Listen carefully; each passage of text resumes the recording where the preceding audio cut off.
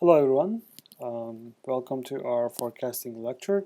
Today we are going to talk about in general what forecasting is and how we can implement different forecasting techniques on different sort of data. Okay, let's get started.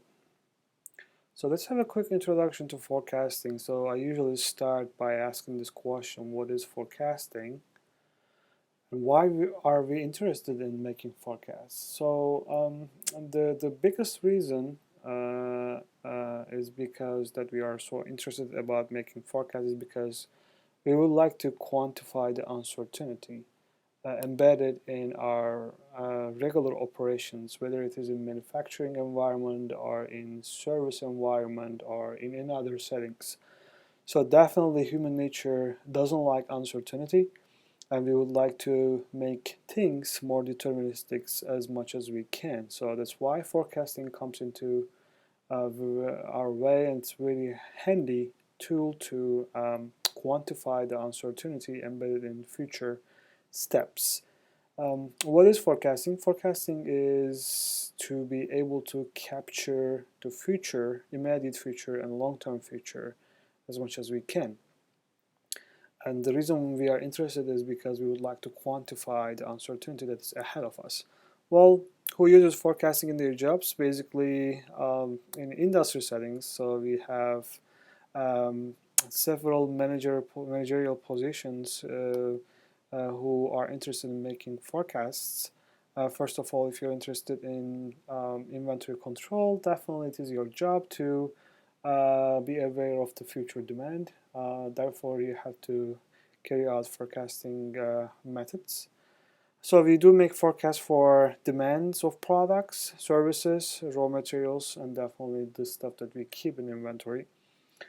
Forecast availability of manpower, for example, how many of the workers that we are expecting this week, this month, or this year, so on and so forth. And we also make some forecasts for like interest rates. If you are going to purchase a car, you better be interested in interest rates. Like house purchases, you have to be aware of mortgages. Unless you are very very rich, you don't need to get a loan from the bank, so on and so forth. So we can basically pretty much make a forecast for anything. Well, let's check out the characteristics of forecasts. By the way, I keep this Excel file in the background because we will use it in this lecture. So please go ahead and download it and make it ready for your use later on. Okay, let's get back to the lecture. Well, the biggest character is that they are usually wrong, and the reason being is that well, there's not really 100% chance that you're going to capture the future, right? Especially the first time you're trying to do that. So they are usually wrong, but they are usually very useful, right? That's why we are doing forecasts. So those are, keep it in your mind that those are only estimates, not exact values, right? It can change based on several things.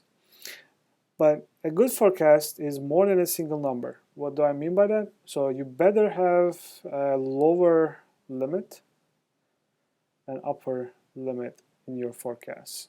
So this comes with a statistics interval, right? So you have to report an interval for your forecast. So the lower limit for your whatever you're forecasting for should be this number, and the upper limit should be this number. You can give standard deviation, expected value of your forecast as well. And another interesting characteristic is that aggregate forecasts are usually more accurate than for a single product. What do I mean by that? So imagine a grocery store, a Walmart supercenter, for example. They do have lots of stock keeping units. One of them is Snickers bar, right?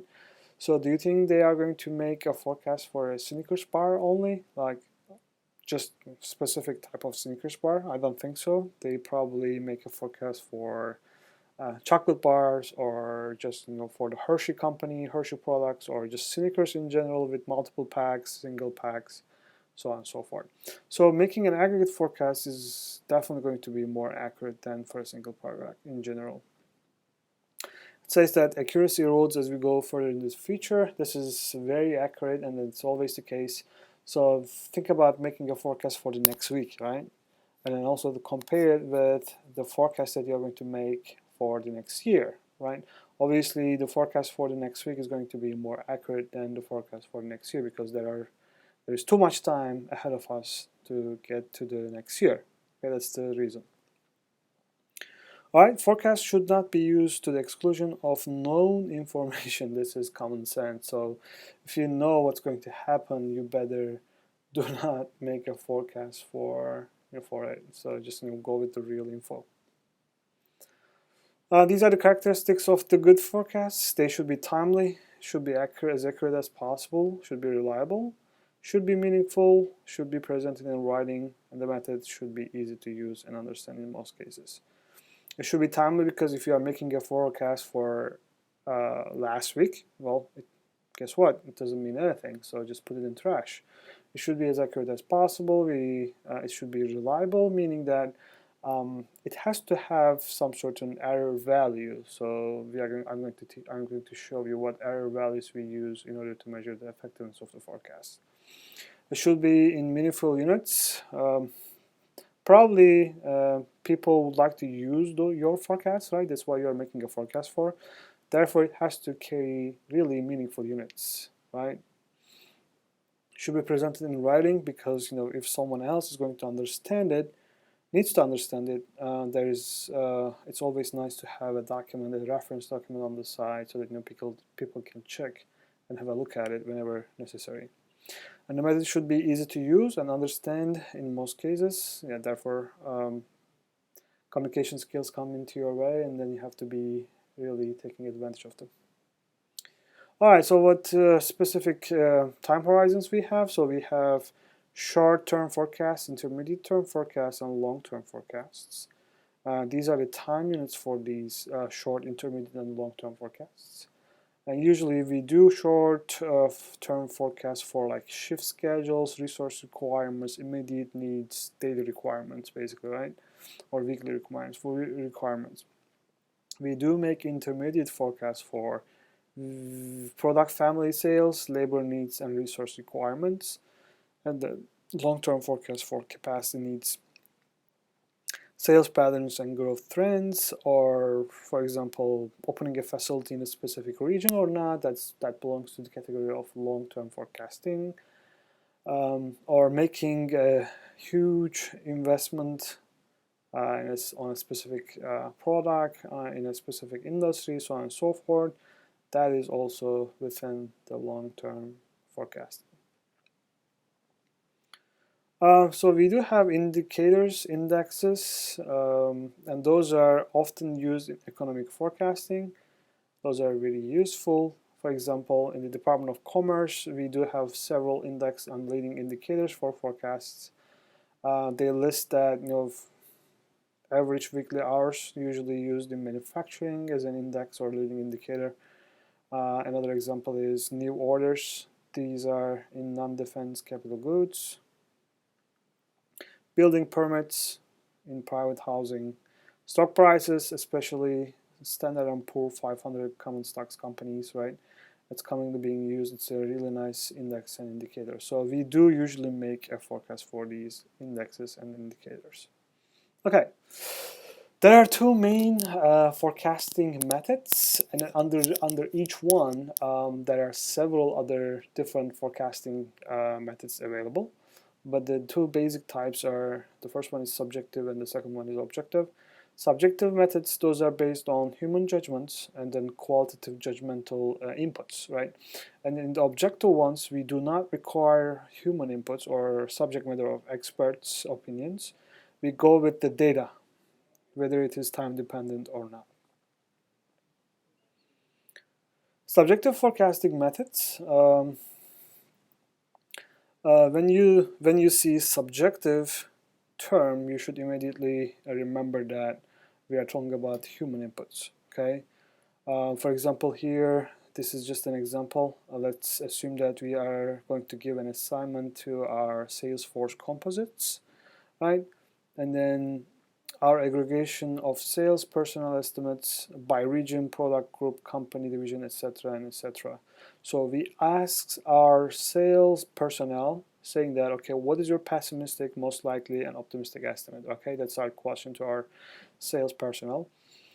What happens when compensation of sales is based on meeting a quota? Let's say sales personnel is going to get compensated if they reach, let's say, 1000K in a month, right? That is, let it be their quota, and then they're going to get more compensated more if they achieve this threshold value in that specific month. And then we ask them, hey, what's your pessimistic and most likely and most optimistic estimates? What do you think the results are going to be? Well, since the compensation is based on meeting a quota, probably they're going to tell you their pessimistic forecast, because it's going to be a less amount if they become pessimistic in their forecast. It's going to be easier to meet that quota, so that they can get compensated more.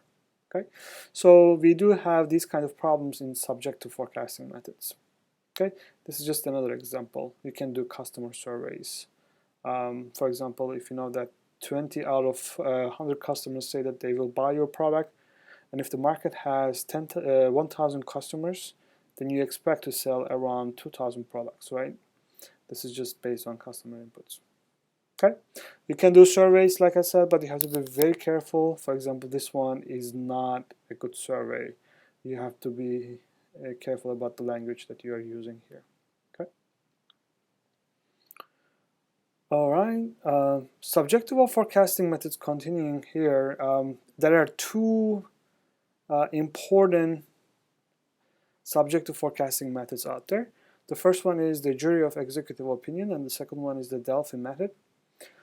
In the first one, jury of executive opinion, we do not have past history. Especially this is useful if you don't have any prior data, if you don't have any prior knowledge, and then you would like to go ahead and then still make a forecast for the investment or the product or the market that you are trying to get in. So what you do here is that we go and then talk to the experts in these areas and then combine their opinions and then go with it. Okay, you are not going to get back to the expert saying that, did you mean that, did you mean that, or this person said this, based on this, would you like to change your opinion, right? But in Delphi method, you also combine expert opinions. You go with the outside, okay, you go with them again, okay, you go to them and then say, hey, okay, thank you very much for getting back to me, and please, I combine all the expert opinions, and this is what X person said, and this is what the Y person said, and this is what you said, right? So considering all these inputs, would you be willing to change your opinion, or would you please would you like to consider your previous inputs as it is, right? So you can always go back to them and then give them what you collected from other people, and then they might change their mind based on the other inputs, or they may just go with their previous answers. Okay, that's the only the difference between Delphi method and jury of executive opinion. So if you ever watch 12 Angry Men, Delphi method is heavily being used in this movie. It's a classic. If you haven't watched it, I strongly suggest you to go ahead and watch it. In this movie, there is one young gentleman being accused of killing his father, and then all 11 juries they are against him, and then they said, the person is guilty. There's only one man out there who says he's not, and then that person started changing the other 11 juries' minds one at a time. So it's a really nice movie to watch, especially if now you are aware of this method. You will see the difference. Alright, so we do also have several objective forecasting methods. We are done with the subjective forecasting methods. Those are, again, jury of executive opinion and then the Delphi method. Now let's take a look at our objective forecasting methods. We have two primary methods in general, and then also the time series methods and causal models. Time series methods we are going to break it down as well. But the causal models, they are usually being used if you have the data from sources other than the time series being predicted. So if you are using causal models, you are usually not using time-sensitive data. What do I mean by that?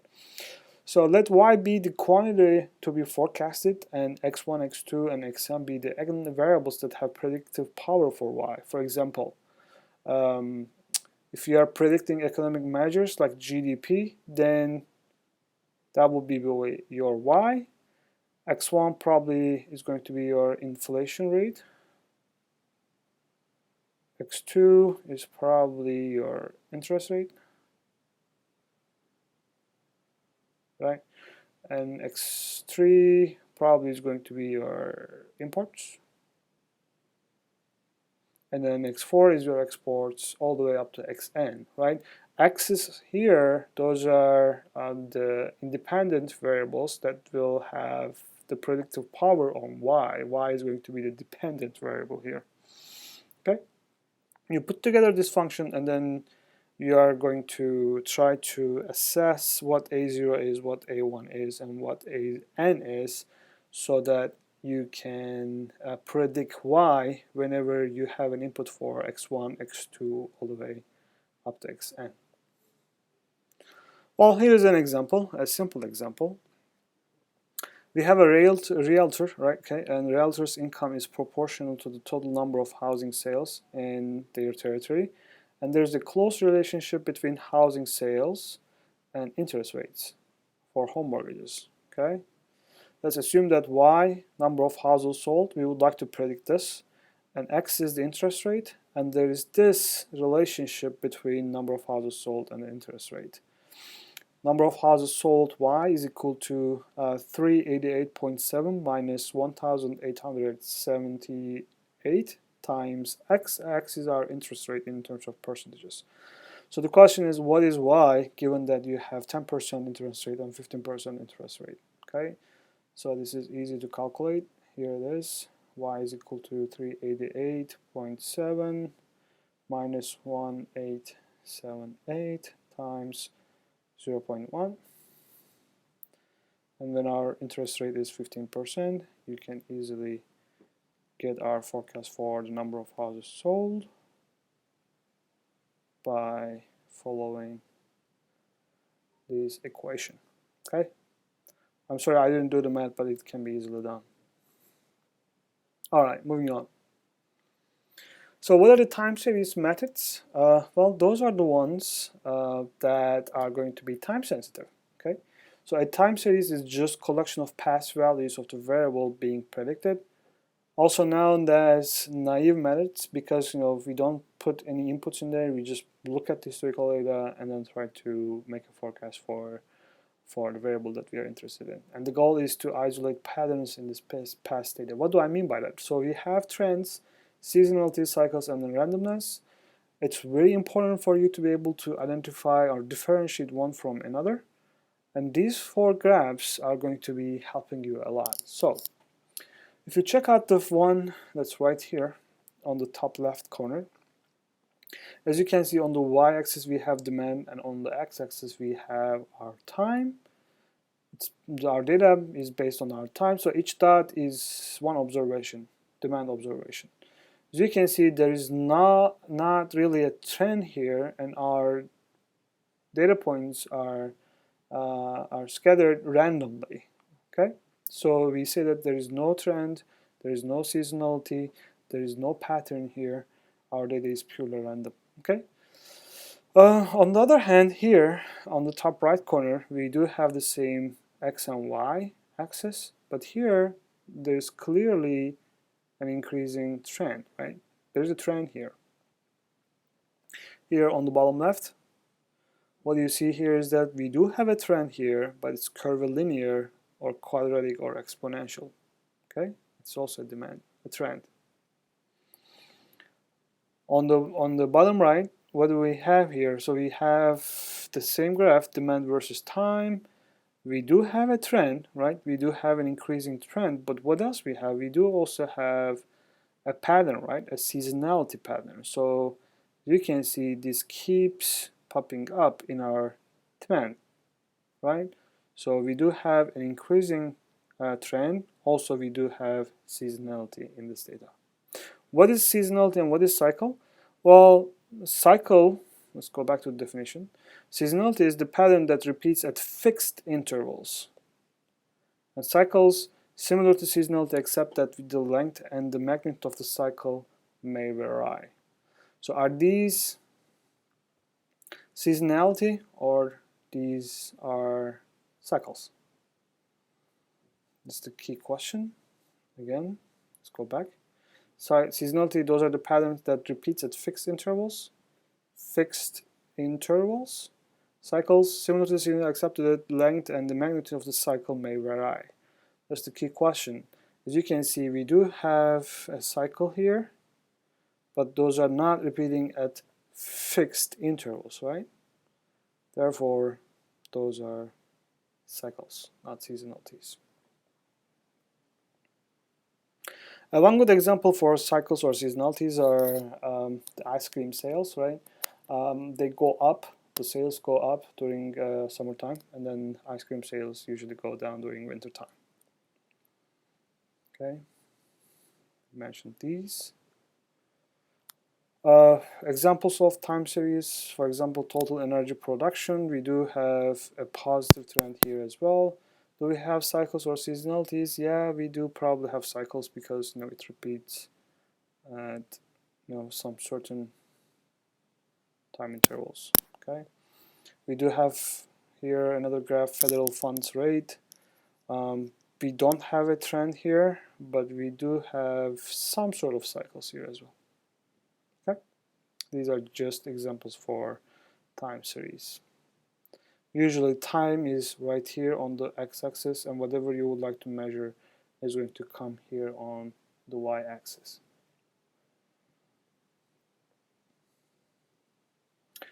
Okay, how do we deal with them actually? That's the key question, right? So how do we make a forecast for our time series? Well, we are going to learn three important forecasting methods for the time series. The first one is the moving average. Second one is the exponential smoothing, and then third one is the regression analysis. We do have some other methods that we are going to learn. Well, the book does a great job explaining it, but due to the time restrictions, like for example double exponential smoothing method or Holtz and Winter method, those are really good when you have seasonality and cycles in the data as much at the same time with the trend. But regression analysis does a great job handling it as well. So I will leave double exponential smoothing and Winter and Holtz method for you as an exercise. Okay, so we are going to continue our simple moving average in the next video. Thank you.